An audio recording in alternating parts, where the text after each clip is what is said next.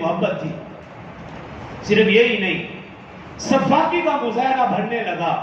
سیدنا عثمان غنی رضی اللہ عنہ مکان کی دوسری منزل پر گئے، باقی موجود تھے سامنے، اور ان سے کہا سنو میرا محاصرہ کرنے والوں، میرا پانی بند کرنے والوں، سنو میں وہ عثمان ہوں کہ جب مدینہ میں تو مسجد قباء کی تعمیر میں نے کروائی، مسجد نبوی کی توسیع کا معاملہ تھا تو میں نے اپنا مال خرچ کیا.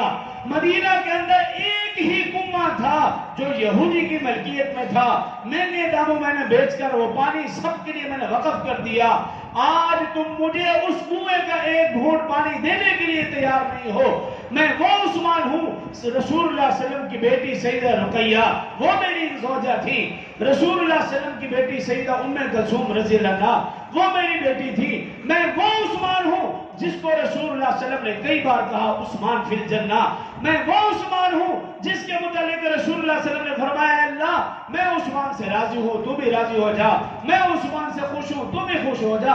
ایسا خطبہ ارشاد فرمایا اگر پہاڑ ہوتے ریزہ ریزہ ہو جاتے، لیکن وہ ظالم ان کے دل پر جو بھی نہیں روں گی، جو بھی نہیں رہیں گی.